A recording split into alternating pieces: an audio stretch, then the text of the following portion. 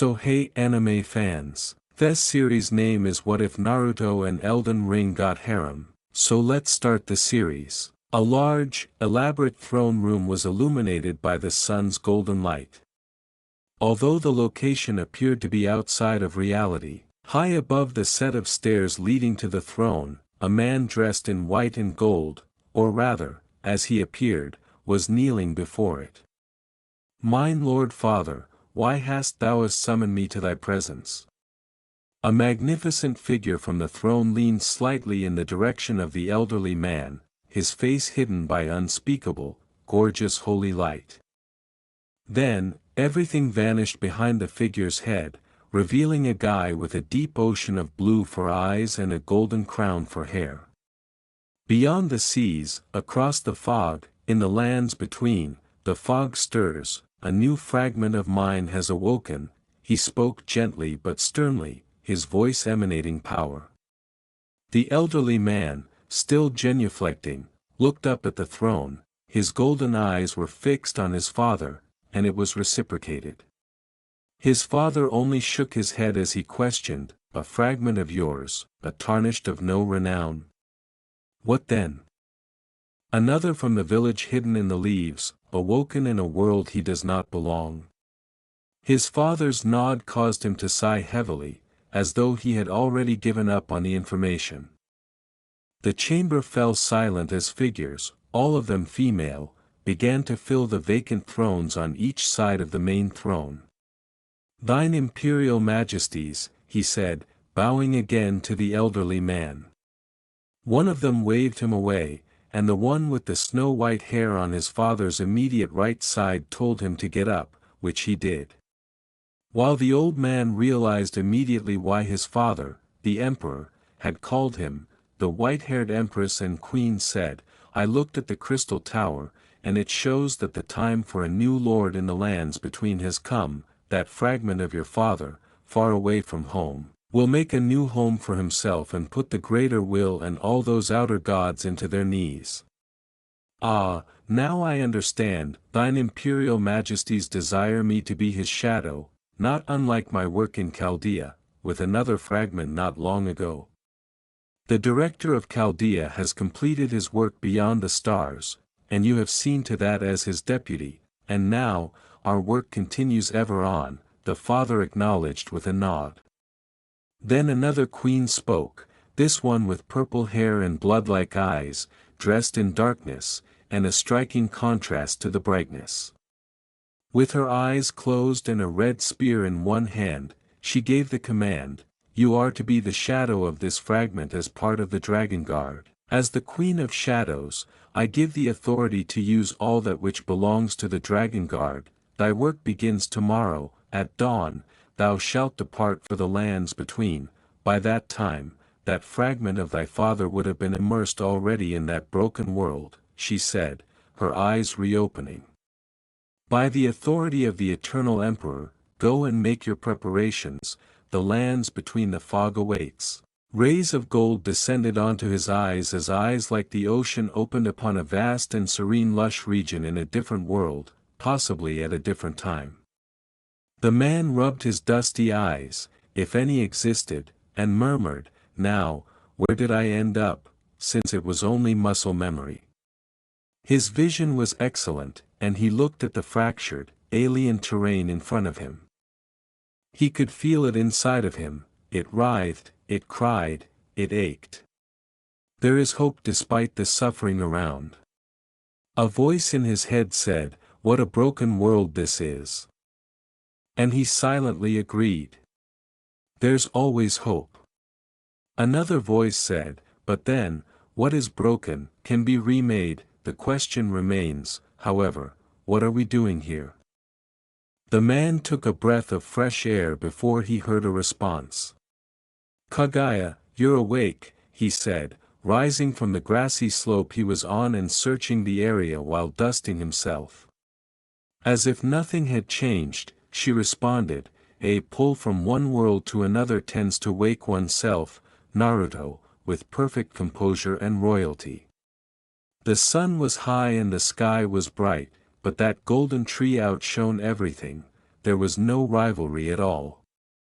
The man eventually looked up and saw that golden tree, a tower that pierced the skies and drenched the land with rays of gold. "That is a big tree," another voice said. "Heh, at least it's not something like a Shinju," as the man looked back toward the plains in front of him and away from the golden tree, all the while thinking about a lot of things related to their coming into this world. After saying, "I hope you're right, Matatabi," he looked at himself and realized that he was completely normal. He was dressed in his typical orange and black outfit, and a white robe was still draped over his shoulders. In other words, he was unharmed.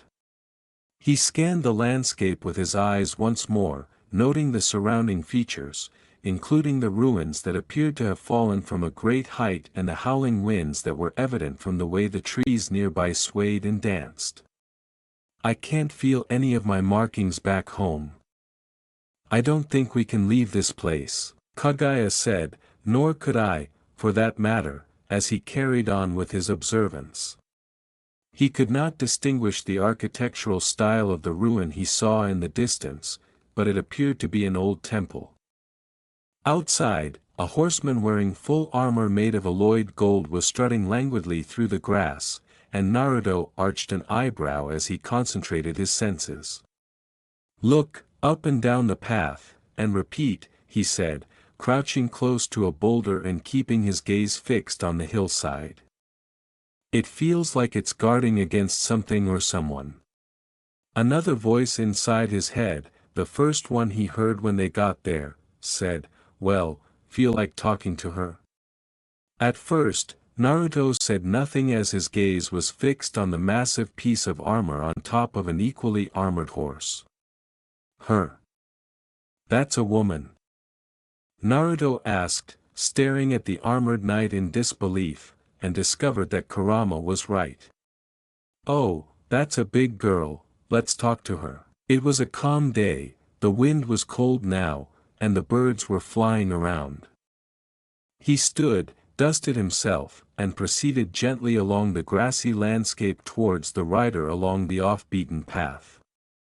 "Hello there." His greeting was so upbeat that it could disarm any regular person, but this armored rider was anything from normal.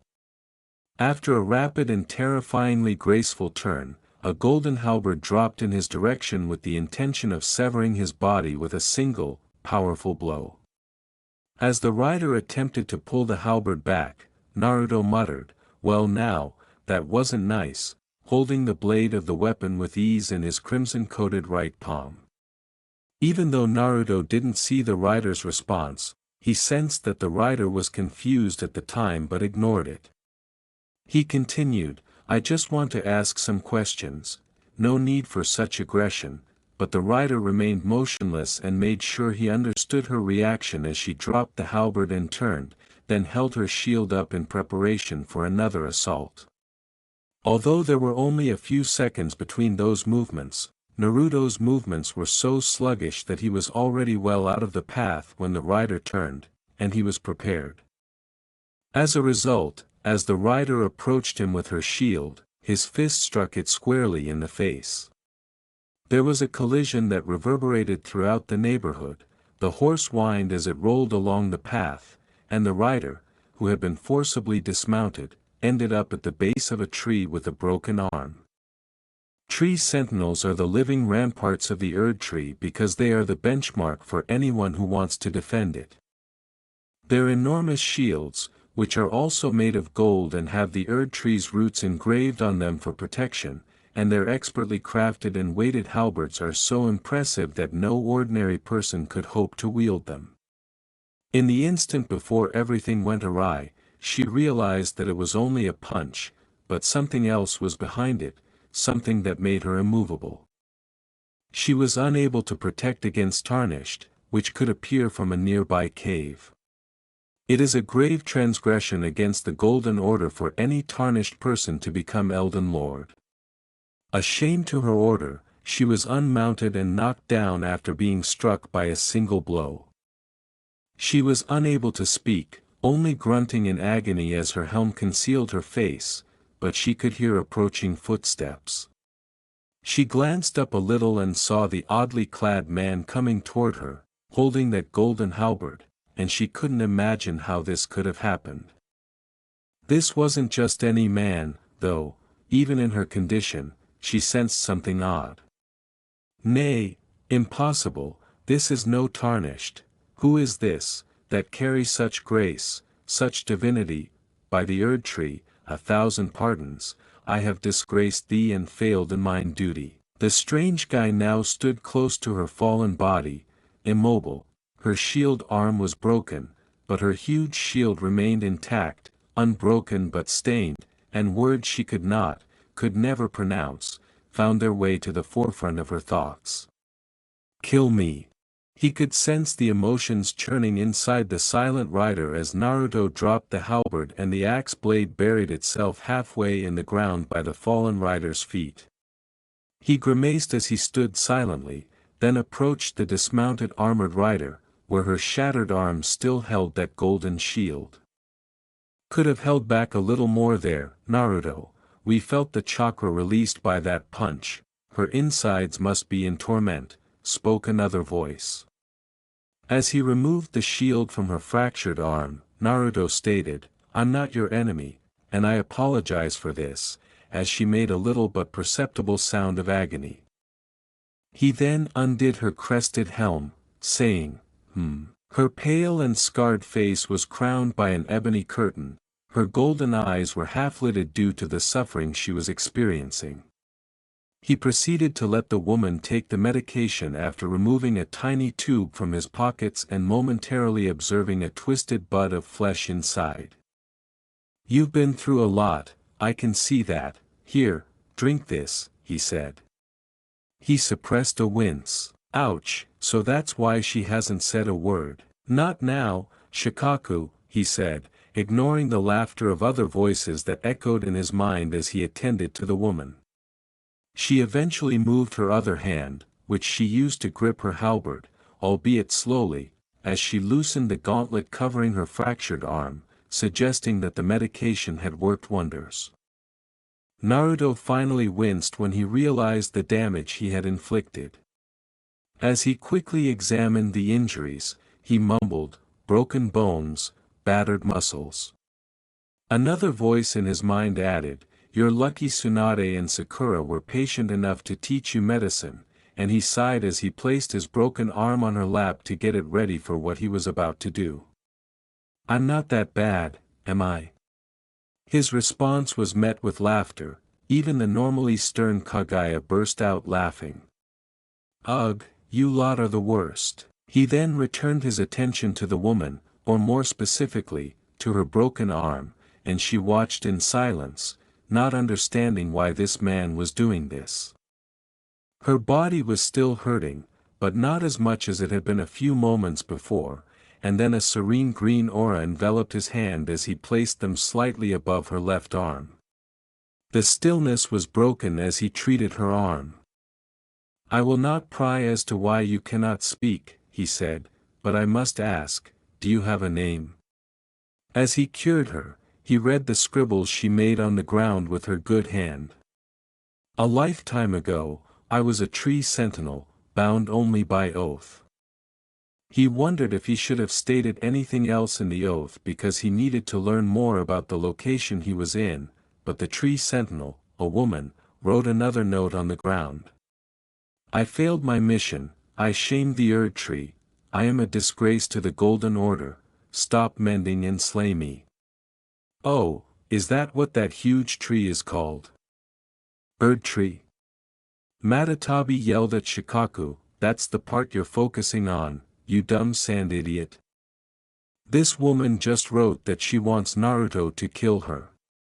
Shikaku said, sheesh, calm down, you damn cat, I was getting there, while the others simply moaned in frustration. This was a normal argument between the siblings, and the others chose to ignore it since they had grown accustomed to it over time. In order to avoid aggravating anything due to his chakra, Naruto continued the gradual mending process while blocking out the voices because he didn't want to deal with any of that. He was concentrating on the so-called tree sentinel in front of him. He asked aloud, "What kind of oath makes one tear their tongue out?" But he knew there would be no response, so he left it as a rhetorical question. They saw too much and read too much, so it was better not to stare at those, the tree sentinel reasoned, looking down and avoiding his eyes. There was silence, and the only sound they could hear was the gentle sound of his healing technique. She was still weak from the single blow, but gradually she felt her strength returning. However, she discovered that she lacked the will to fight. The attack left her immobile, and her mind continued to attempt to make sense of what had happened, but nothing useful came to light. As his eyes hardened at the thought of someone murdering themselves after being healed, he declared definitively, "Your life will not end today, Tree Sentinel. I refuse to end it, nor will I let you end it. If your order will not take you back, I will take you with me. I just found myself in a broken world, and something has led me here. Eventually, I will find it, but for now, I will do what I can to help." As time went on and the sun moved away from its zenith, Naruto and the tree sentinel stayed put. It was evident that he purposefully delayed the woman's recovery because he could have done so almost immediately but chose not to use his strongest powers out of a desire to keep some information hidden from prying eyes. "Kid, you've really changed. There was a time that you would have healed that woman instantly." Instead of responding right away, Naruto completed the tree sentinel's mending and gave her back the gauntlet he had taken off her shattered arm, but she stayed put at the tree's base. "There was a time that I was a child, and that time has long passed." "Good answer." Silence returned as he extended his right hand to the woman, whose scarred face appeared conflicted. Eventually, she reached out, and he lifted her up, giving him a precise measurement of her height. She was, in fact, a full head taller than he is. He turned to see a woman emerge from a whirlpool of blue light. "You must be the one that I seek," said a new voice. The tree sentinel was unimpressed by the newcomer and once again covered her head with the crested helm that Naruto had taken off.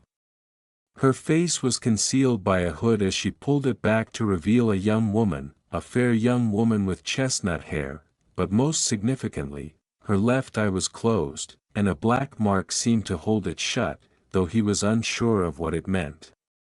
The three of them were silent for a long time until the young woman finally broke it. When she introduced herself, "Greetings, traveler from beyond the fog, I am Melina." Two eyes suddenly met. "I offer you an accord." Far from the lands between, the sun was sinking over the horizon as the placid waters languidly swept the base of the cliffs in Limgrave, where the remains of a shattered city were strewn across the landscape. A man wearing white and gold was standing there in stillness, listening to a melody that reverberated from the cliffside, while a red cloak sat over him and swayed with the wind. "Nos destinati matribus, nos fimus terps, locus isle, beatus quandam, nunc diminuit." Despite the fact that plurivimus lacrimivimus does not comfort us, where is the Iraceris, O Orium? He listened to them in silence as that terrifying voice reverberated in the breezes. He said pityingly, "Poor things," and then he quietly made his way to a specific location where a person full of grace was transported into the lands between. Melina told Naruto, "What a quiet night," as he sat around a campfire inside the dilapidated old church.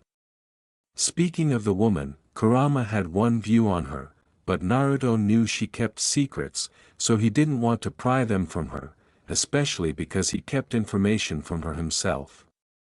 "She's cute." The elderly fox sometimes talks too much, and Naruto answered in complete quiet, not listening to what the fox had to say at the moment.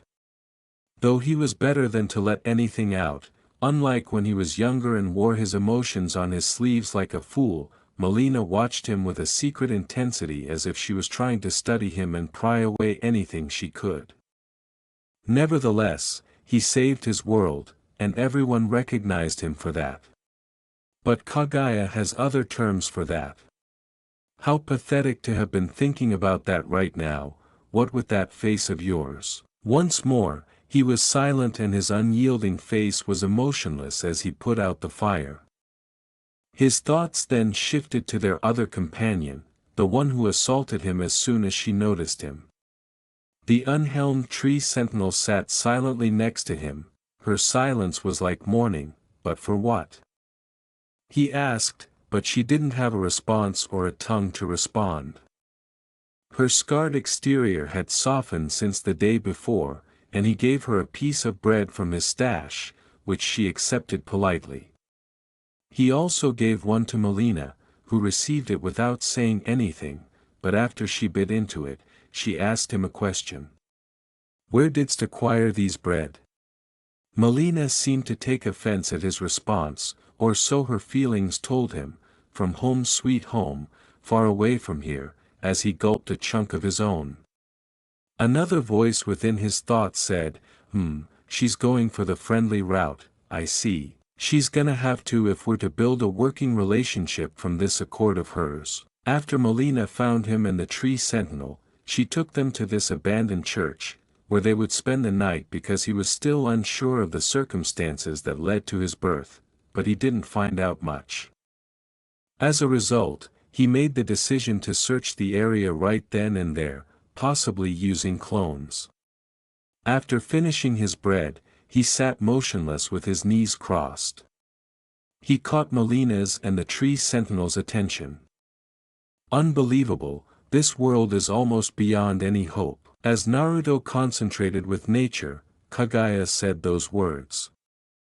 He linked with the land, its plants, animals, people, and everything else he could sense, and everyone inside him experienced the same emotions as he did. For the first time throughout their brief encounter, Melina, or even the unidentified tree sentinel displayed any emotion other than composure on his face. The seventh Hokage experienced all of these feelings, from near calm to outright fear, but there was never a truly serene moment, everything was shaky, even chaotic in some areas. He felt a strong presence all over the place, but he refrained from probing any deeper than he felt comfortable doing at the time. He then voluntarily emerged from his meditation, and after a while, he let out a deep sigh, and Melina understood the gravity of his words. Alas, this land is well and truly broken. The tree sentinel gazed down at the campfire with a resigned expression. She and the other sentinels distant from Limgrave were aware of what he was talking about, but they continued to perform their duties as usual, and here she was, far from everything. Though from a different angle, Melina also saw what that actually meant. She has a single goal and will do everything in her power to guide the man she has selected in that direction.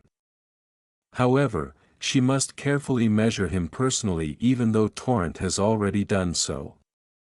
He added, "These sights of grace, I can see directions being pointed from them," and Melina nodded as she started to explain.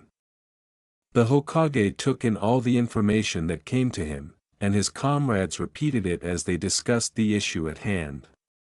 Following that, he decided, "I shan't make haste on these matters, Melina, strategy is necessary, and rushing wildly will do no one good, not in this world." Again, there was silence, not even his old friend spoke.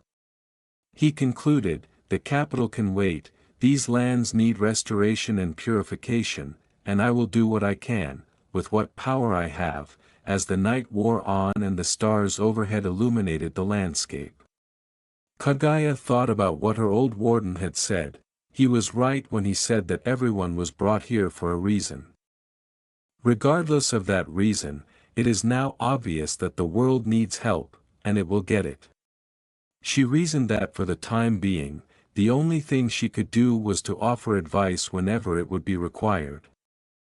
She could already sense the labor, the pain, and the sorrow they would experience, but in any case, she and her oldest son's creations would always be there for his heir. This motley crew is, in Kurama's and the other tailed beasts' opinion, a great source of entertainment for those who watch from beyond the stars. All 10 of them are aware of those who do so, but not the Hokage. No, if they must keep a secret from their father's heir, their pillar of unity, until such time as everything is revealed. He was confused by the ways of this world, but there was also a strange charm to it. Nevertheless, he could sense something terrible and wrong down there. In fact, some things felt terrible and wrong down there, but he ignored it at the moment because it wasn't on his agenda, at least not yet. As part of their agreement, Melina handed him a tiny golden ring that he could use as a finger whistle to bring forth the spectral horse known as Torrent. He politely accepted it even though he didn't need a ride.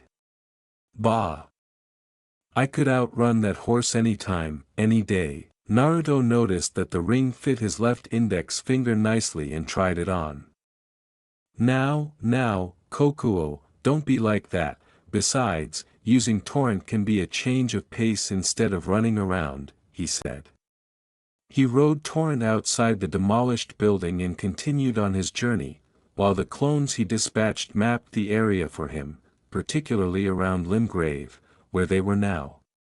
The Tree Sentinel, that title isn't really a name, at least not to him, so he felt she needed a different one. Any ideas? Kurama said, not really. Without that tongue restored, we're not going to hear much from her, sounding languid, likely during an attempted slumber. Should we? Playing with some balls of fire, Matatabi remarked, maybe not now, she seems to be fine riding behind you, assuming the noises he heard were true. Oddly enough, Melina accompanied him on the ride, perhaps in an attempt to get more information from him, but his goal was to get more information from her. Tell me about Stormvale over there, Melina, the home of the decrepit demigod. Godric the Grafted, do you intend to go there immediately? The maiden candidate asked after a brief silence. Maybe, but I'm still having my clones scout the area around it and beyond. Some of those I sent away have reported strange things. Since he had not yet described what even clones are, the maiden raised a delicate eyebrow at that. Based on what she could infer, he regained memories of the people he had sent away.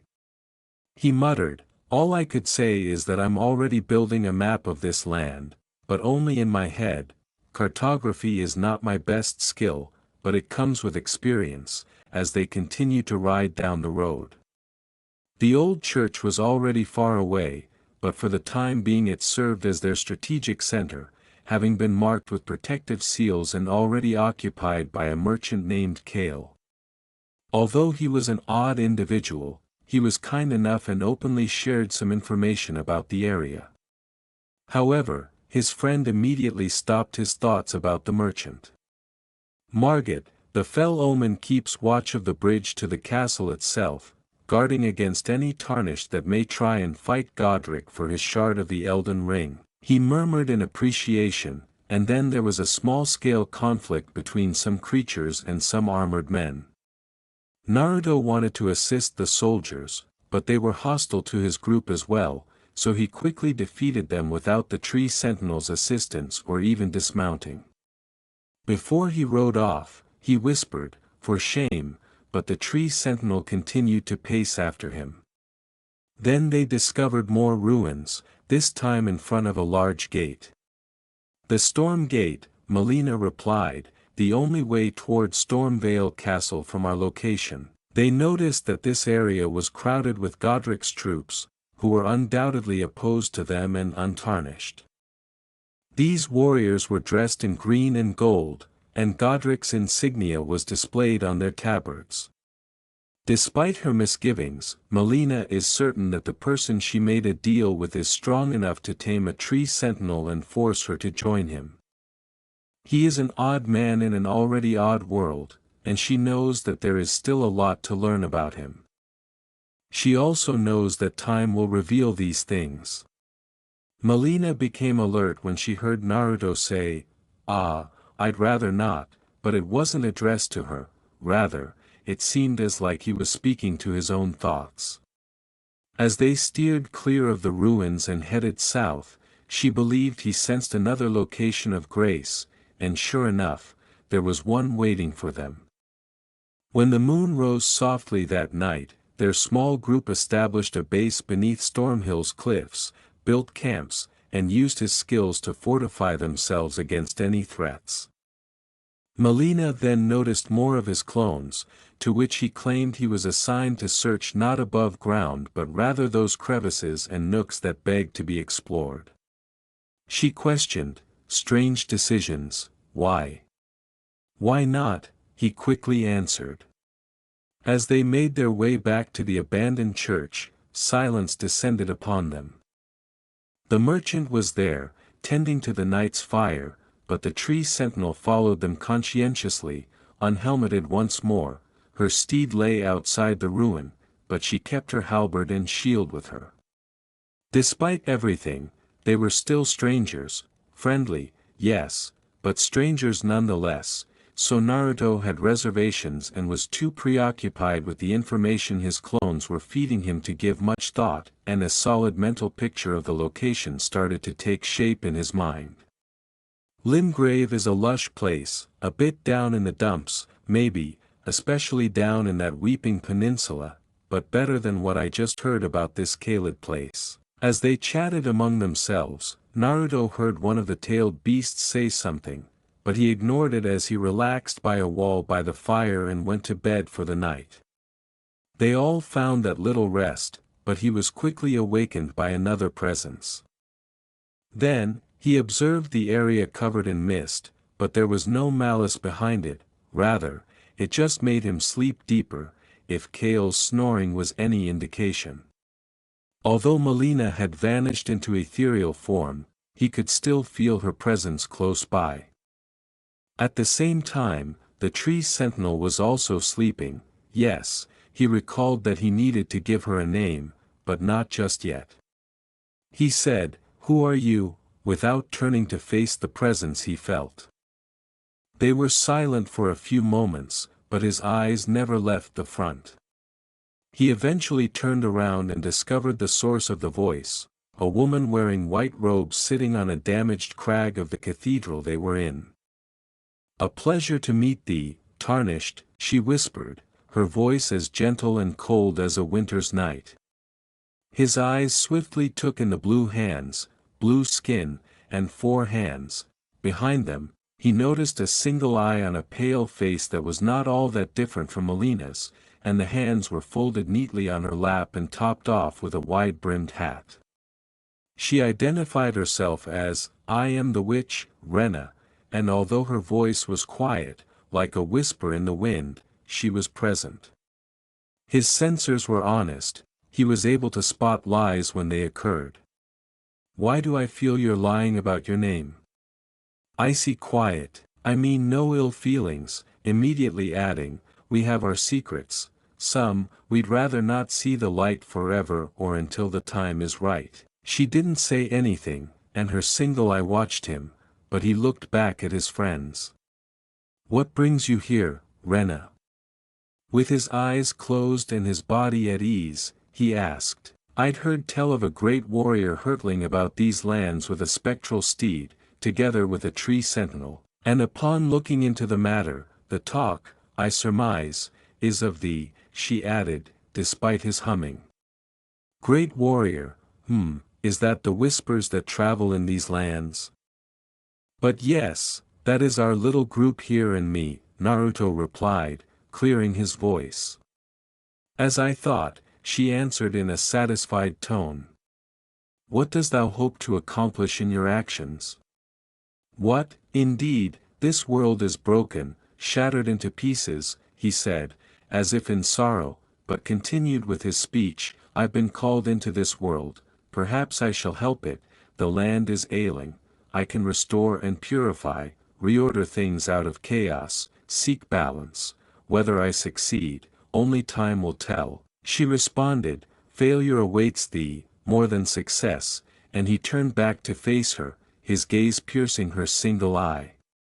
"Perhaps, perhaps not, I've lived long and faced countless obstacles, but with hope, I succeeded, failure was never an option, Rena, or whatever your name is, he said calmly but strongly. As she watched him, the witch responded, this world is beyond hope, maintaining her composure. In the darkest shadow, the brightest light can shine through, there is always hope.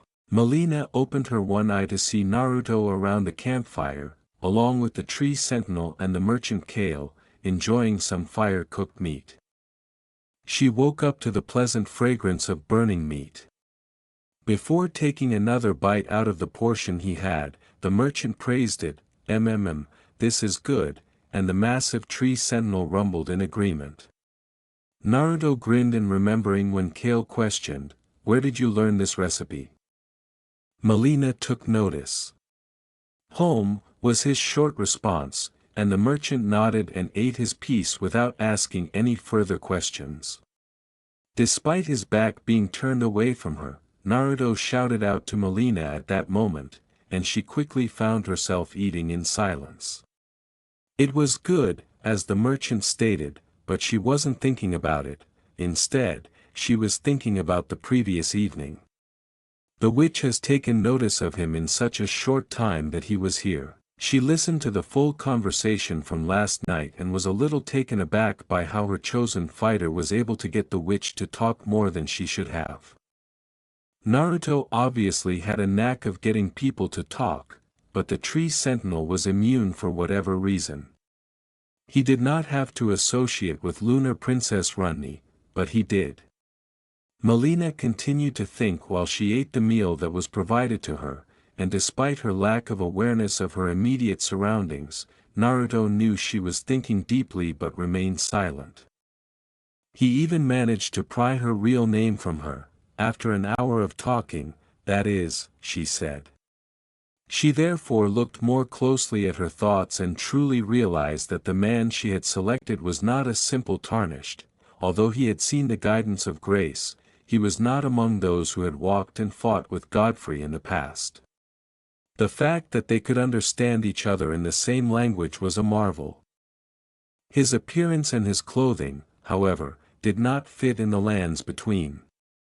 In any case, it was another day, possibly a more important one than the one before.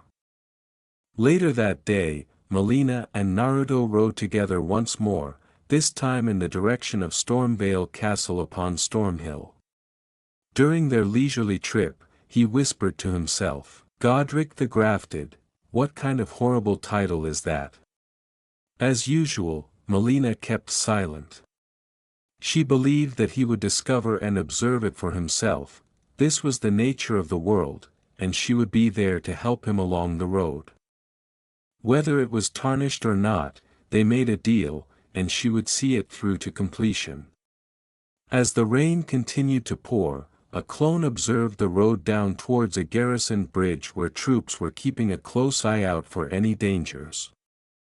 The rain did not hamper them or the clone in the least, instead, it provided cover. Quite a normal sight, isn't it? A bridge spanning across a ravine, vitally connecting two lands. The clone paused, sensing nothing or anyone nearby, but this one was standing behind him, just as he had always been. The voice continued, no need for hostilities, Lord Hokage, but that didn't reassure the clone that since this person knew who he was, he knew better than to attack. Therefore, he got up and turned to face the person behind him. It was an elderly guy dressed in white robes and wearing scarlet, or so he seemed, and the strangest thing was that the rain stayed away from him, as though a barrier had taken his form and shielded him from the weather. The old man remarked, I would approach the original, but he's well on his way toward Stormvale, with the Stormgate being breached and massacred to the last man. In short, he wasn't in the mood, and the clone arched an eyebrow. The clone shot back, what makes you think I'm in the mood? But the elderly man grinned. Before the clone could respond, the old man added, I know how shadow clones work, Lord Seventh, but anyway, I'm simply here to shadow the original, and despite my presence here with you, rest assured, I'm shadowing him at this instant.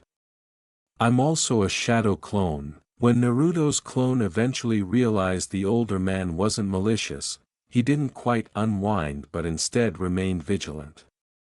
Calmly, he said, "Who are you, and why are you following me?" And the elderly guy nodded. The clone raised his eyebrows in response to his explanation that, "You may call me Aurelius, and I was tasked to watch your back in this strange land that you found yourself into," but it raised more questions than it did answers. By whom? At the same time, Naruto nodded, but his guard was still up because he wanted to test that last part. "I must keep that a secret for the time being. Let's just say this world needs you, and my master knows it, but he also wants to make sure that it goes as smoothly as possible, which is part of shadowing you, and providing information one step at a time," Aurelius replied. His tone was forceful, but the elder man ignored it because he was well versed in dealing with Naruto Uzumaki's various incarnations in other worlds and knew it would arrive. "Information, huh? Very well, tell me about that land across the bridge," he said. "There are other places of interest to be found, but I'll leave that to your other clones to find," he replied. The Weeping Peninsula, the southernmost part of Limgrave, Castle Morn is the principal stronghold of this subregion, and it's at the south end. Besides that, there are other places of interest to be found, but I'll leave that to your other clones to find, he said. "Oh, at the south of that bridge, you'll find a blind girl sitting by the road. Her name is Irina, and she's from Castle Morn." The clone's eyesight was then obscured by a puff of smoke, and the older man's clone suddenly turned away. To preserve energy instead of jumping across the chasm, the clone murmured, "Huh? Oh well," and crept through the bridge. He approached the first of the two towers that were situated within the bridge's span from the side. His eyes did not trick him once he was on the other side. A young woman by the road was wearing a blindfold. He said, "Who on earth is that old man?" before coming closer. Despite the fact that she has kept quiet about what he knows about Godric and his rule in Limgrave, Melina was shocked to see Naruto storm the gate swiftly and without perspiration. It was absurd, but nonetheless it happened the way she imagined it. The tree sentinel, meanwhile, remained unsurprised and was not at all shocked because she had witnessed Naruto's strength firsthand, even though she had some reservations about the Lord of Limgrave. Her oath was nullified because she was unmounted in battle against Naruto, but out of mercy, he asked her to join him, and she agreed since she had nothing else to do, but she had no idea how that would turn out when she was up against a demigod. "Man, you tore through those soldiers and that troll like Sasuke would if he was here," Kurama said, expressing the collective opinion of Kaguya and the other tailed beasts. He continued to be unresponsive as he rode Torin up the hill, where a picture of this planet and how it works was repeatedly painted as some clones sent information that was digested within his skull one by one. He was extremely dissatisfied and enraged after processing the memories of the clones he delivered to Stormvale. Even though his expression did not convey this, his actions made it clearer. Then they discovered a cabin with a young woman inside who was resigned to sadness. He could sense it from her, and as her lovely blue eyes met his, she spoke 3 words that were gentle but still infuriated him. "Everyone's been grafted." At that moment, he realized that this was a survivor of Godric's assault, or possibly his troops who carried out his orders. As Naruto listened, she rambled, "Everyone who came with me," adding, "They fought for me, they crossed the sea for me. Only to have their arms taken, their legs taken, even their heads taken," she added, shivering as the winds pounded Stormhill. She was a fragile lady, resigned and depressed by her experiences. Taken and stuck to the spider. His anger was only stoked as Melina's comments replayed in his mind. "Naruto," came from everyone in his head, not just one voice, and their loud, quick cry helped to ease his rage and soothe him. He asked, spider, and the maiden's eyes became even more wet. She said, if you're grafted to the spider, you become a chrysalid. You didn't know that? It's quite the lark when you think about it. And then she gave a feeble laugh. She looked down at him, but then back at his friends, because Melina didn't go back to Ether and the tree sentinel stayed on her horse. I see you have companions heading for Stormvale Castle. Hope that man with a strange mask didn't entice you, stated the woman. Melina's lone eye looked in Naruto's direction, but all she saw were confused brows because he had never seen a man wearing a mask, much less been told to travel to Stormvale. Rather, Melina had pushed him in that way. When he didn't respond to her question, have you come to be one with the spider, she went on, that makes the two of us, but I haven't the courage. It's scary, you know, having your arms cut off, or legs, or your head. I just wanted to be like everyone else, but I was scared. I'm nothing but a craven, you see, she continued, her voice slurred. She looked pathetic, and in reality, she was a terrible, horrible creature, resigned to her fate. Enough. Even Melina was stunned by the tone of his voice, which was authoritative without being oppressive and conveyed the authority of a man who had guided his people through difficult times. He then knelt in front of her. This spider, Godric the Grafted, will not live to see tomorrow. Although Roderica lingered in that hut long enough to brood, she did not anticipate those words from this peculiar guy whom the spirits appeared to adore. To them and to her, he was more brilliant than the Erd tree itself, far more golden than its own golden hue. She instantly muffled any profane ideas. Her mind went back to what he had said, which could only mean that he was going to kill the spider. What? That was all that came out of her voice, and then she jumped when he took her hands and put his over them. He muttered, resigned as you are, never lose hope, and she could hear it, even though it was only a faint murmur as her mind turned to the warmth of his hands.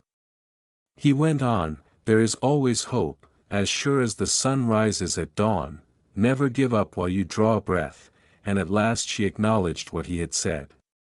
He had sensed her long before they ascended Storm Hill, so their meeting wasn't random, rather, it was through their meeting that he eventually learned her story, or at least the main idea of it.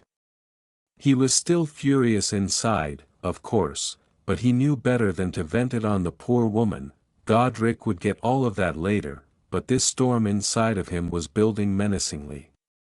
He was impressed by Kagaya's remarks, finally calmed down. I see, good, we would not have you losing yourself to anger, not in this place, and he knew that they were accurate because Kagaya had been nothing but supportive of him for years and years, ever since he launched war against her family. She went on, we are with you, I am with you, always, do not forget that and be always in control, and her voice calmed him. They had talked a lot in the past, but now was not the time to go back on those times. After saying her piece, Kagaya was silent again as Naruto fortified his constitution. Roderica was shocked by his offer to come with us, and she couldn't understand why a man would assist someone as desperate as she was. She squeaked, me, but all he did was nod, grinning slightly. Then, at last, she looked at his two companions that she could see, first, the woman with the chestnut hair, who she assumed was a finger maiden but was not dressed as such, and that single eye briefly caught her eye, but no, what really caught her eye was the tree sentinel behind them, still mounted. Naruto turned to face the sentinel after following her gaze. He heard the armored woman snort, but he ignored it because he could feel her feelings. Ah, her, don't mind her, she's friendly, he said. He began, but quickly stopped, saying, it's a long story. But not really, anyway, come with us, I believe it's not safe here, Roderica stumbled and turned her head back, uncertain how to respond to his offer. She appropriately responded, I couldn't. I'd only slow you down, but Naruto was unconvinced. Perhaps not, but would you not want to see your fallen comrades avenged? This tarnished, she believed, lacked nothing, especially confidence, but was he strong enough? His speech did not seem boastful, rather, it was as though he declared the simple truth that she would get revenge if she accompanied him. In opposition to a demigod? Even that tree sentinel seemed uncertain about the veracity of the sound she heard. Despite being the youngest of the group, Godric the Grafted was the Lord of Limgrave for many years and was strong and crafty enough to survive to this day. Still holding her hands in his, he murmured, "Don't be afraid," then he snatched them and yanked her to her feet. "May I ask for your name?" "I'm Naruto," Naruto said to her, skipping the question he could have asked earlier since he thought it would be more appropriate to get the young woman out of her shell first. "Sir Naruto, I'm Rod Erika." Well, Rod Erika, I will tell you one thing, I'm not a tarnished." Something didn't feel right to Margit the Fell Omen. He was staring at the opposite end of the castle ward tunnel that led to the bridge in front of Stormvile's gate.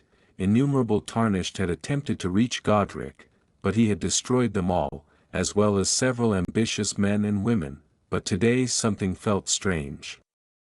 Days ago, he sensed this weird energy, but today it was more intense than ever. Despite the lack of an army strong enough to hold the castle, Stormvile's defensive choke point appeared inadequate. Margit hid and observed in all his magnificence. His pride prevented him from following his impulses to run. After that, he heard terrifying screams coming from the tunnel entrance, which only Godric's troops could have heard. His horned face was fixed on the tunnel, but nothing had yet emerged.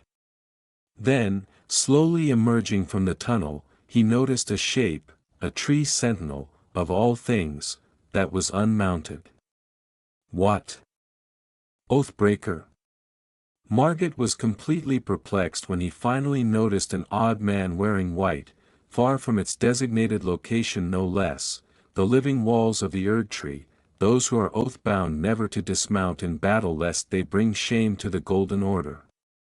He whispered to himself, "Ah, tarnished," and then he noticed two more behind him, two women, one dressed in scarlet and the other in black, but his mind kept going back to the man wearing an odd outfit and a white cloak.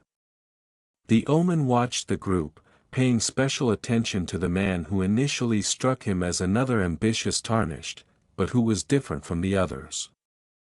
Naturally, he did what he usually did and appeared in front of them on a tower by the main gate. His words, "Foul tarnished," reverberated through the storm-lashing winds, and the gathering gazed up at him as he emerged in strands of gold. As the man in white moved ahead of the tree sentinel, he continued, in search of the Elden Ring, emboldened by the flame of ambition. Following a little period of silence, Margit leaped into the air and landed just in front of the gathering. Their vision was obscured by the dust from his landing, but Naruto's hand motion scattered the dust, allowing him and the others to get a clear view of their attacker's appearance.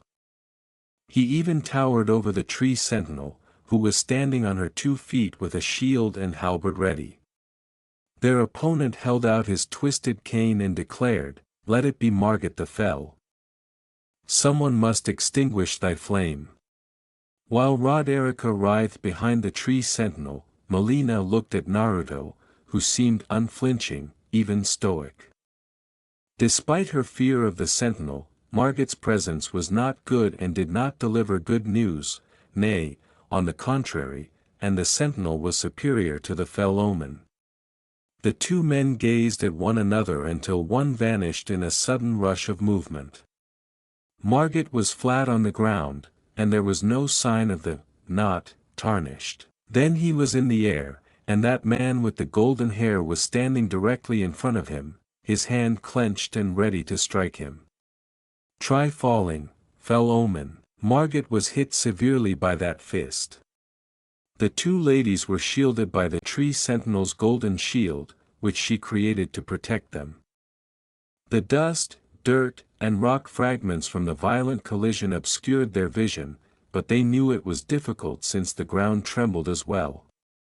They couldn't see the fell omen after that fall, but they heard him react, "Gah!" Naruto then fell silently in front of them.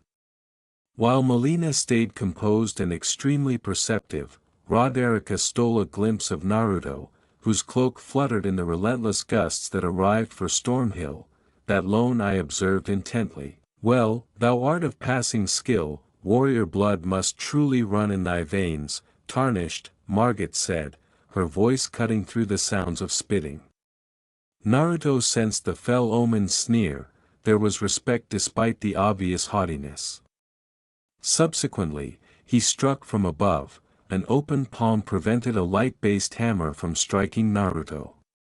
"I am not a tarnished," Naruto declared, squinting at his opponent before a sphere formed in his other palm and filled it with blue energy, forcing the rest of his group to observe intently. When he hit the hammer of light and broke it, he mumbled, "Rasengan," and headed directly for Margit. She found Naruto in front of her, unfazed, but his anger remained there, held back by sheer will, and she made up her mind then that he might still survive and kill Godric. The tree sentinel held her shield up as the fell omen flew away and struck the side of Stormvile's cliff, a reasonable distance away. But only time will tell, and they'll soon learn the truth. Margit got up from his spot, his horned exterior laced with rage, but as he heard Naruto's remarks, he began to wonder, "Who is this man?" He said to himself. "Who art thou?" as he went up to them once more, but this time he was holding a dagger of light. Naruto gave him a stoic look, but in reality, as he examined the fell omen's appearance, questions raced through his head and even his inner comrades rushed to ponder. Among the tailed beast's murmurs, he heard Kokuo ask, "What's an omen?" and the identical thought crossed his mind. Saiken responded, "Well, it could be anything. This world is very strange," to which Matatabi and a few others all concurred. Even the tree sentinel herself is strange and was just as hostile as Margit until he dismounted her, so the seventh Hokage agreed. He had already sensed this world, or at least the surface of it, but the strangeness had already taken hold in his mind, and the presence of this so-called fell omen had only served to confirm it. But as Margit attacked, dagger in one hand and cane in the other, all considerations were set aside. To the amazement of the others, however, Margit was blocked, not by Naruto, but by the tree sentinel, who leaped forward and confronted the fell omen. The only thing that came out of Naruto's mouth was, "Oh," but it was short-lived because he leaped back and watched the tree sentinel fight without her mount. He was happy that she could hold her own and was taken aback to see that her shield deflected and sent the fell omen's ranged attack back to its source. The fell omen yelled, "Die Oathbreaker," and leaped skyward, hammer out once more, but this time it never landed. When Naruto kicked Margit in the torso, chakra gathered on his right palm again, but it was bigger this time. While Roderica stood next to her, marveling at the force of the attack, Melina observed that although he didn't yell, "Odama Rasengan," it was louder than the first one. There was nothing left in the impact crater after traces of gold flowed out towards the sky. "I shall remember thee, tarnished, smoldering with thy meager flame," Margit said, her voice echoing in the sky as the gold stream gradually disappeared. After saying, "Cower in fear, of the night, the hands of the fell omen shall brook thee no quarter." The last gold stream disappeared, and Naruto experienced a surge of weird energy that had been stored inside of him, runes, as Melina had previously stated. Then the group fell silent. The tree sentinel, who was now unhelmed, looked at Naruto, who nodded silently in agreement. He thought about what the fell omen had said, but he knew it should wait until later because there were more important things to take care of, like Stormvale itself and the main gate that was just above the causeway bridge that they used as a battlefield. When he eventually started climbing again towards Stormvale, he whispered to himself, "Then I must become the beacon blazing across the night, and we will weather any storm." His company cautiously and silently walked the shattered bridge, their heads full of quite different ideas. Melina revised her plans for guiding her selected ally to the Erdtree capital. Her evaluation of his skills far outstripped her initial assumptions, and she was aware that she needed to exercise caution in everything she did so as not to violate their agreement or any remaining goodwill between them. However, the tree sentinel trembled at the prospect of being handed that enormous sphere. She pictured how she would have felt if Naruto had used it against her in their initial meeting. Even as the gang got closer to Stormvile's shuttered gates, with its enormous portcullis sealed shut, Naruto could sense the troops beyond those enormous walls. Bloodlust was evident. Someone had already broken into the castle before them. Roderica trembled violently as more blood was about to be spilled because of the aura of death that pervaded the chilly castle stones. Naruto knew that she was unprepared for this, but he also knew that she was safer with him than in that old cottage. She would learn. If she wants to live in this world before a new one dawns, she must. Naruto followed Melina with his senses as she disappeared into the ether, perhaps to scout ahead. Even though they had only been together for a brief period of time, they were able to communicate without using words. Perhaps they had become accustomed to the tree sentinel's stillness. Kurama then joked, "You two would make quite a team eventually, I suppose," with a hint of enjoyment in his voice. As some of the other tailed beasts snickered in the background, Naruto realized what Kurama was implying. Naruto said, "Seriously, what's wrong with you?"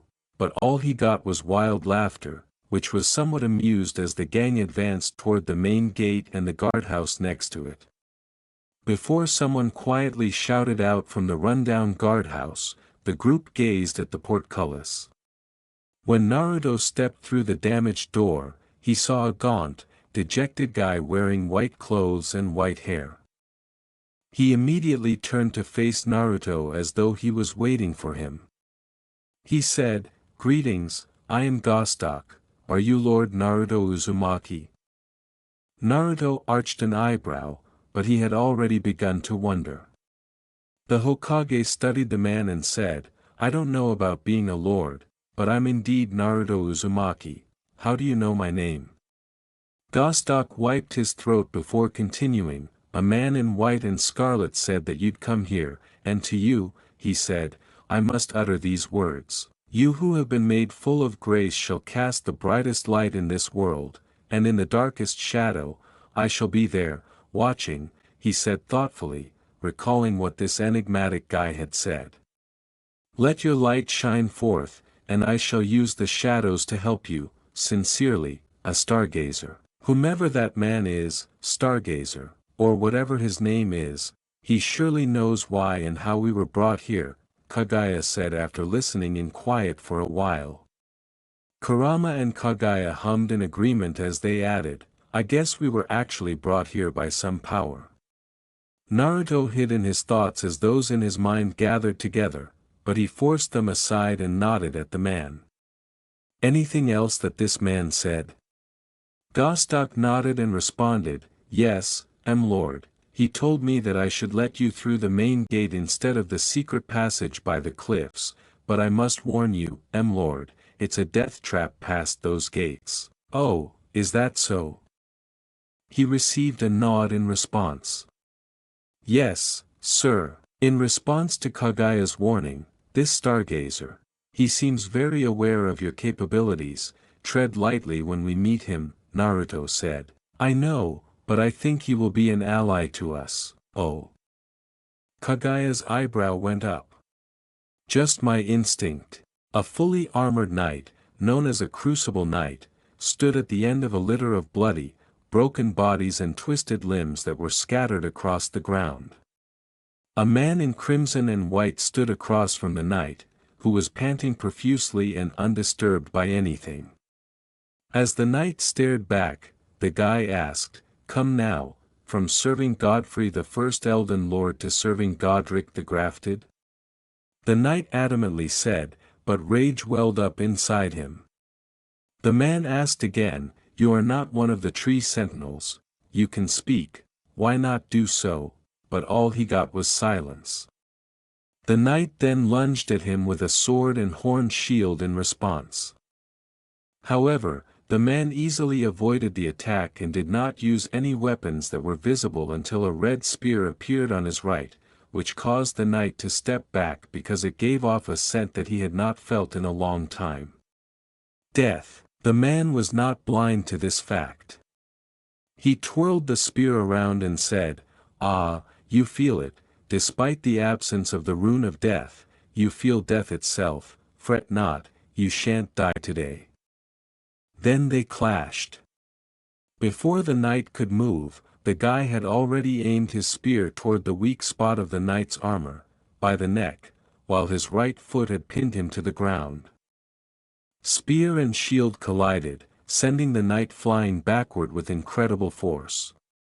The guy begged, "Please, surrender peacefully and reclaim your honor as a knight," but the knight did not respond, so the man went on, "I assure thee, thou shalt find service under the next Elden Lord, the Lord of gold and silver, who brings forth the brightest light, where I shall be in the darkest shadow." Curdled cries erupted inside the castle walls, and Naruto killed everyone.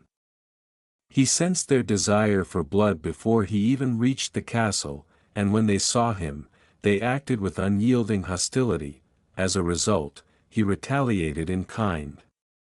No one could stop him from letting out the rage that was boiling within of him. Even the three ladies who followed him were not shocked, but Roderica was the weakest of the three and responded angrily, but not in a bad way. In fact, she felt a certain sense of joy because these were the same men who had attacked her initial group.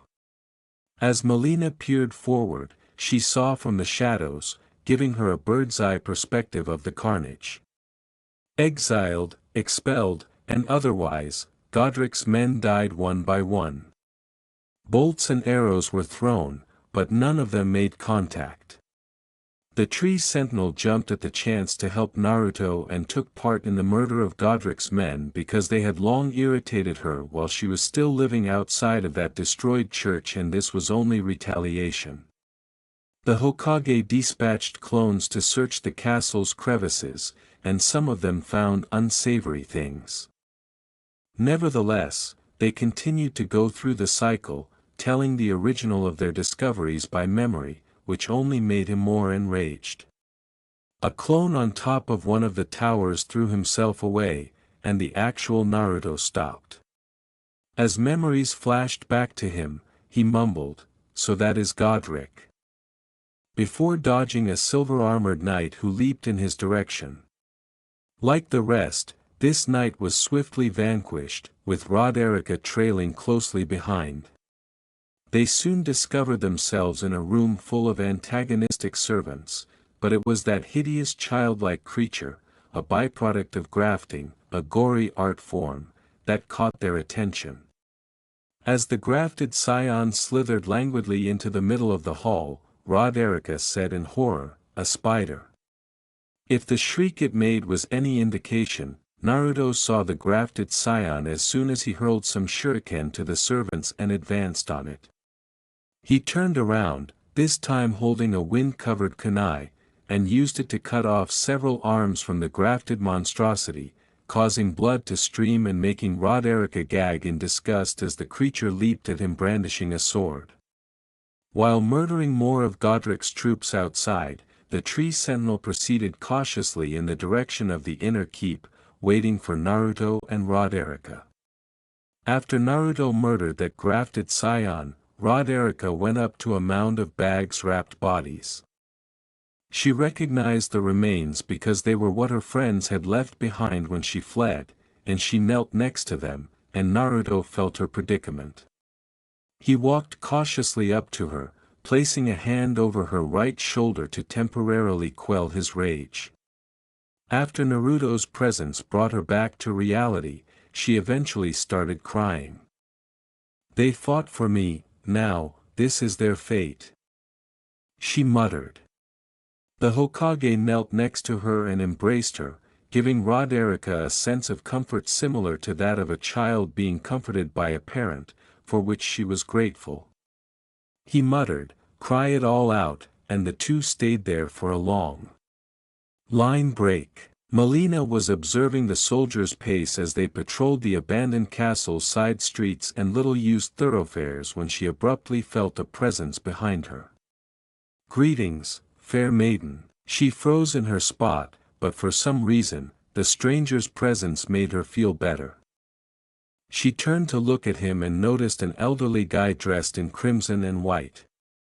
"I am Aurelius, a stargazer." Just before they reached Stormvale, the man's introduction caused Melina to recollect the gatekeeper's comments. She asked, "Are you the man who left a message to the gatekeeper?" And the elderly man nodded and smiled at her. "Indeed, Melina, I am." Although she didn't express it, Melina was shocked that the elderly guy knew who she was and, more significantly, that he called her name in such a casual manner. She silently determined every response she could think of at the time, but the elderly man's reaction baffled her. "What is your purpose?" she said. "To be a shadow." Nephili Lu heard sounds of pain and death as she knelt before a knight she had killed. After paying her respects, she left the scene and discovered a massacre in front of her. On top of the carnage, she noticed a man dressed in white with dancing flames sewn at the bottom edge. She also noticed that he was wearing odd clothing that was unlike anything she had ever seen before. The fact that no one had soiled the man's cloak, even though the castle grounds were covered in blood, caught her eye the most.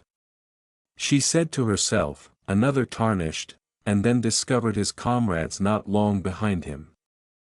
Naturally, the tree sentinel's enormous stature caught her attention right away, leading her to wonder why one of them was there. The man said, "Hello there," but he didn't come over to say hello. He went on, "And excuse me," as he sped past her and hit the troll that was defending the path to the keep. The man jumped and disarmed the troll when Nephili saw him roll beneath it and send it straight to the ground. He carried the troll's enormous weapon with him and used it against the troll. She felt the underlying force beneath the guy as he used the troll's blade to tear it apart piece by piece, watching in grim fascination. A warrior, It was a total evisceration, and Nephili was fascinated by how he accomplished it, particularly when he used that enormous weapon so deftly and effortlessly. Something within of her awoke, but she was unaware of it at the time. There was a whiff of disgust. He had already witnessed what grafting is, but this is different. Naruto could feel Godric's presence beyond the last gateway, beyond the staircase before them, and an unpleasant feeling came upon him. The winds that pounded the cliffside became audible as silence descended. His anger returned, but he quickly controlled it when the woman came up to him. "Sorry about that," he muttered, turning to face the woman and mentally making a brief observation. "Those axes look very deadly." "Agreed." "Name's Naruto Uzumaki, you?" he asked, and she took his hand. "Nephili Lu, a tarnished and warrior, here by decree of my father." Naruto would have to clarify things for a clear and effective introduction, but Melina also interrupted them, appearing before them out of thin air. Naruto said, "Ah, pleased to see you rejoin us, Melina," but all he got in return was a curt nod. They realized they still had a lot of work to do on building rapport. Godric awaits beyond, in the inner courtyard before the keep. Despite already being aware of this, Naruto nodded in appreciation, but Nephili took this opportunity to say, she said, "I assume you're here to challenge Godric," and he nodded. "Then let me fight alongside you," she said. Sounds great, let's go, the seventh Hokage said with a smile after giving Nephili a quick glance.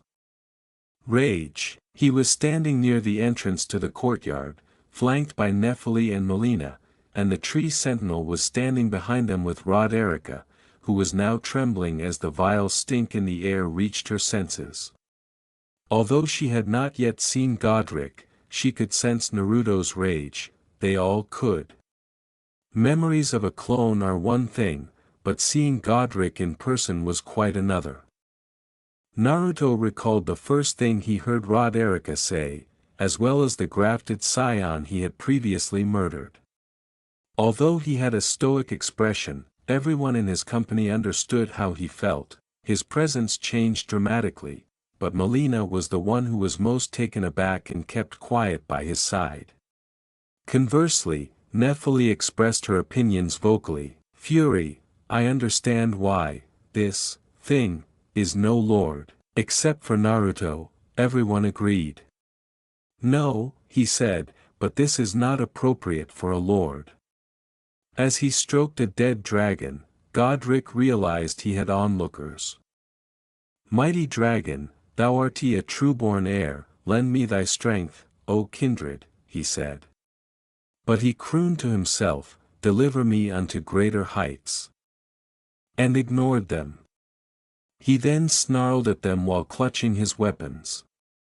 He paused as he saw another tarnished, a woman, then another, possibly a maiden, but he ignored her as his eyes fell on the tree sentinel that towered behind the group. Well, a lowly tarnished, playing as a lord, he asked, as the wind blew away his cloak and exposed a group of mangled arms of various sizes. Despite his pride, he stood tall and straight, growling, Harem, it matters not, but all Naruto could see was a man at his lowest. I command thee, kneel. I am the lord of all that is golden. As Godric slammed his golden axe, the ground trembled and Naruto and others inside him made brief observations. A troll's body, among other things, in short, absolutely disgusting, Kaguya said, and all of the tailed beasts concurred. To lighten the situation, Naruto joked, same thing I thought when I saw the form you took when you combined the tailed beast's chakra. But at that point, he was at a loss for words. Plans change, Melina, Nephili, stay back, what? Nephili said bewilderedly, wanting to fight even more now as Melina peered at her enigmatic tarnished. Naruto turned away from them and faced Godric, who continued to stand menacingly. He yelled, what makes up a lord, Godric, to the demigod, who gave him a close look but was perplexed by the other people who heard him. A lord, is someone served by the weak, like you, the demigod retorted. The fact that Naruto observed Godric move more quickly than he had anticipated and that Godric found ground after Naruto struck his axe with his fist were both results of years of practice. As the demigod was flung backwards into the courtyard, Naruto yelled, wrong. Stones and dust flew everywhere as Naruto descended the courtyard steps. He told the demigod who emerged from his position, lordship is defined by service, to serve and protect, but it was obvious that he did not pay attention. He sped for him and yelled, cease thy nonsense, but Naruto dodged him, kicked Godric away, and rolled down the hard court. Nephili took that risk and entered the fight with twin axes in hand. She leaped to Godric's aid and stripped him of 2 arms, causing the demigod to cry out in anguish before turning into a furious rage. The tree sentinel jumped in her way and used her halberd to summon the powers of the Golden Order, causing her to roll away as Godric attempted to capture her with one of his arms. Then, as she brought her shield against the demigod, there was golden light. Die, he growled at the tree sentinel as he raised his golden axe, but before he could do so, a golden claw-like hand dragged him away and flung him like trash in the direction of the keep. However, As soon as it emerged, the golden hand disappeared back into Naruto, which his comrade saw. Everyone heard Naruto continue, "A lord provides to his subjects and leads them into a better future," as he moved slowly toward Godric, who became more enraged with each step. Godric was reminded of a specific memory by a gentle breeze that danced softly with the leaves in the courtyard, creating a calm chill in the midst of the bright sun.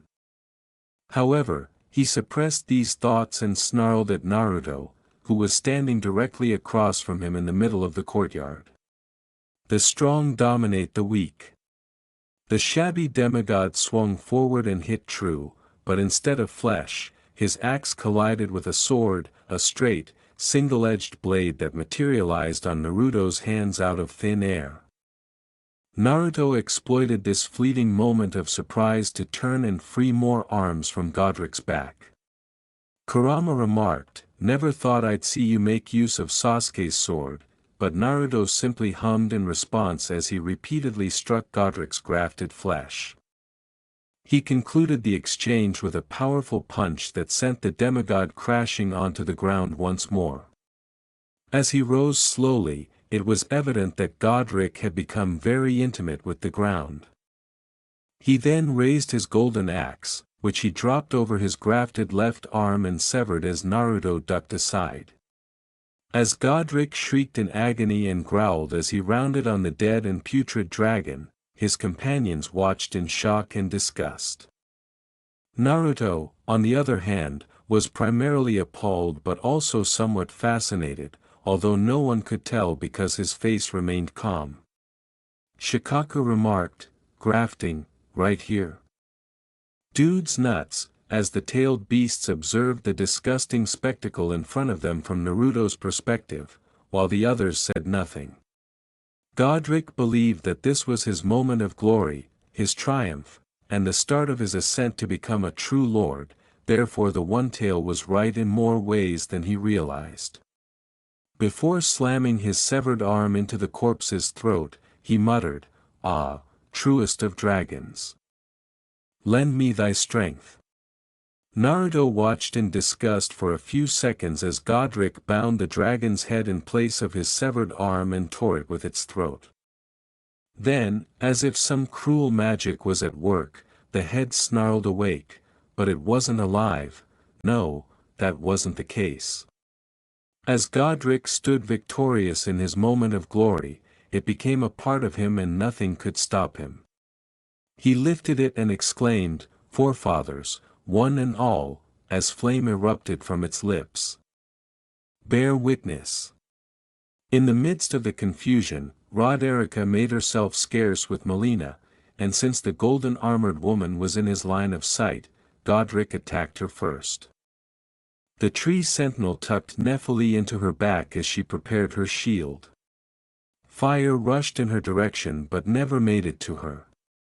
Suijin Hiki. The demigod growled as he turned to face Naruto, whose hands were clasped in an odd symbol, and a wall of water smothered the fires of Godric's onslaught among the clamor in the courtyard. When water and flame collided, steam hissed, but the question still stood, where was the water coming from?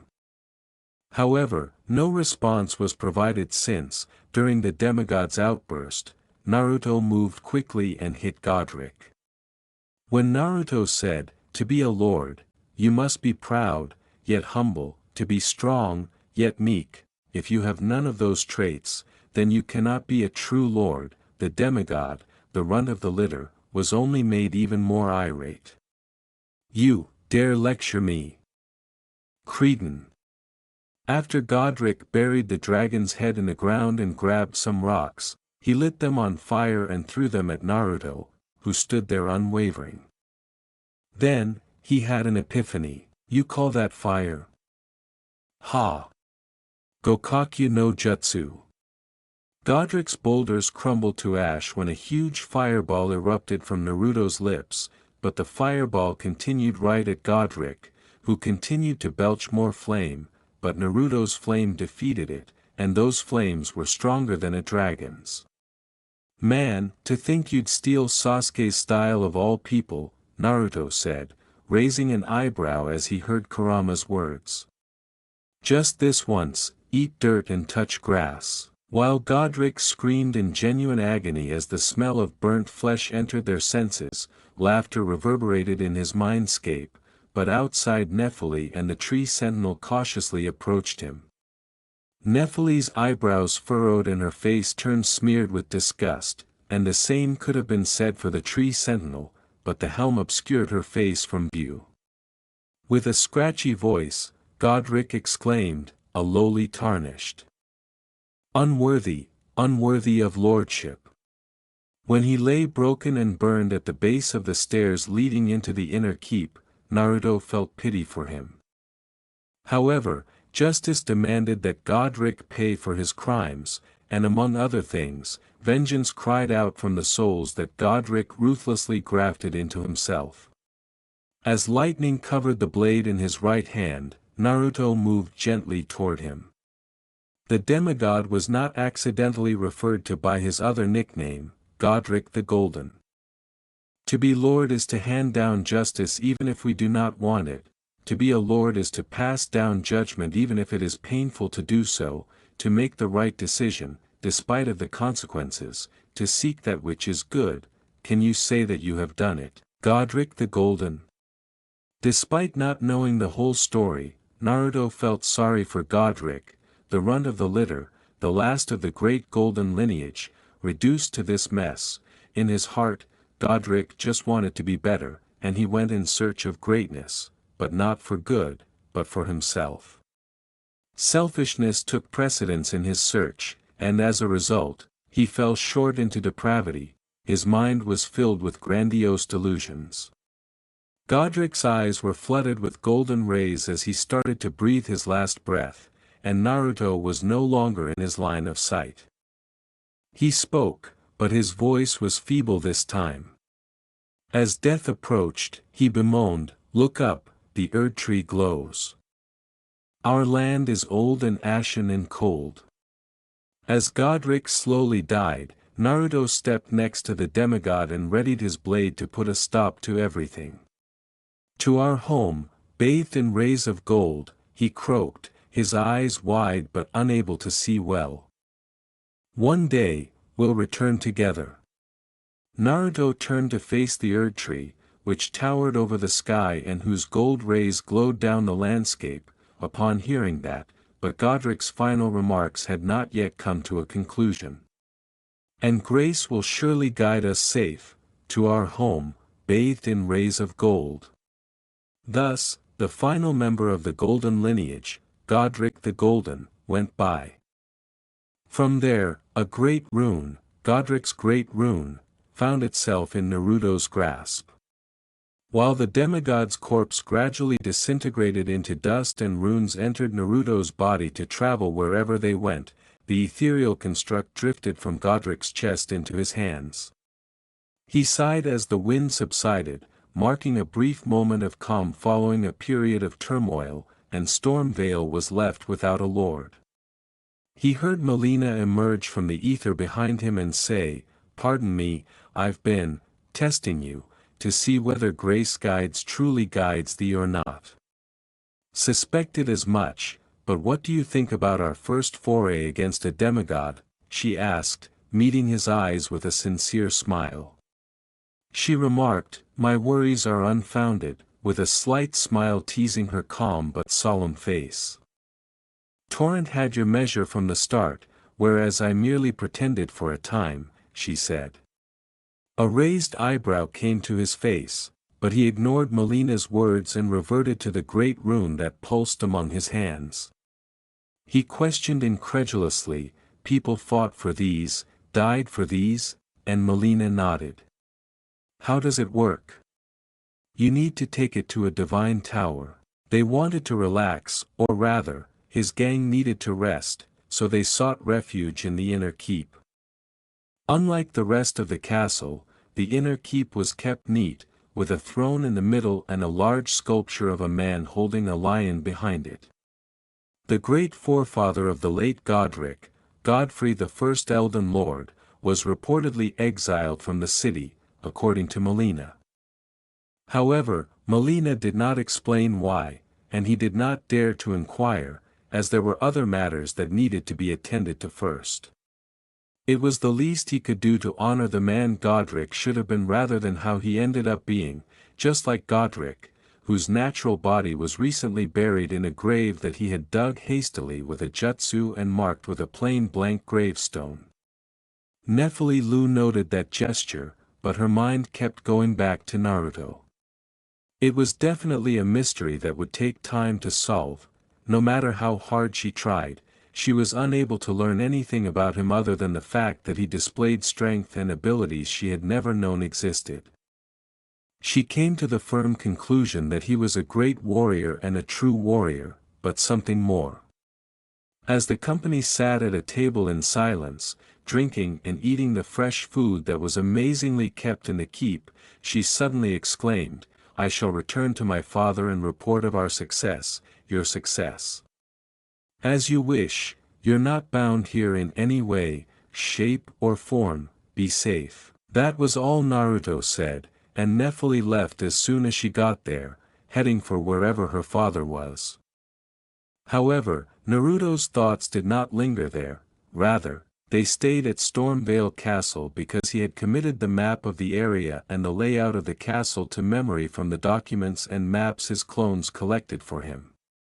He passed past the torn remains of Godric's men and scathed inwards, and as his thoughts continued, Roderica spoke with Gostock, who eventually joined them after word traveled swiftly.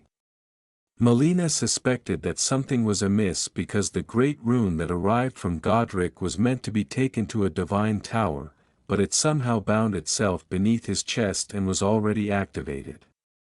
Godric's rune lay under Naruto's clothes, and Melina's eyes saw it glow faintly from underneath the cloth.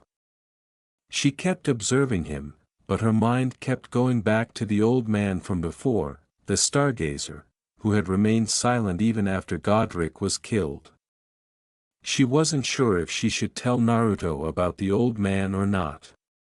However, it appeared that fate had her covered.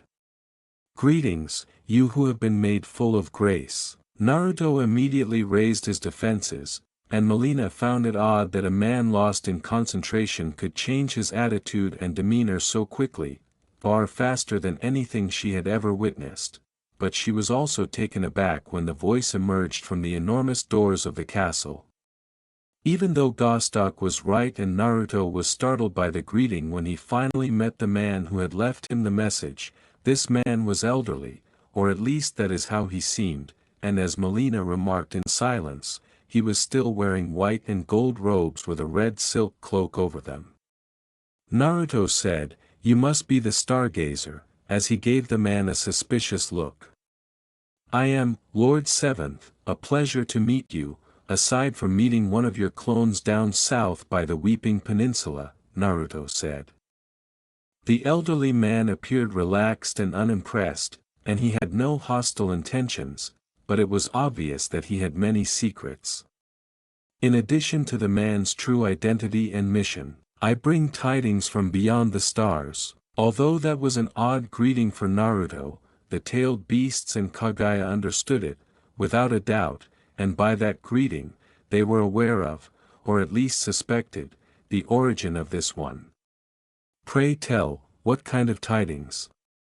The elderly guy hesitated to weigh his next words, "Glad tidings, and counsel," and then he stood there looking dignified and like he was something more than he actually was. "To tread the narrow road to the Erd Tree, to becoming Elden Lord."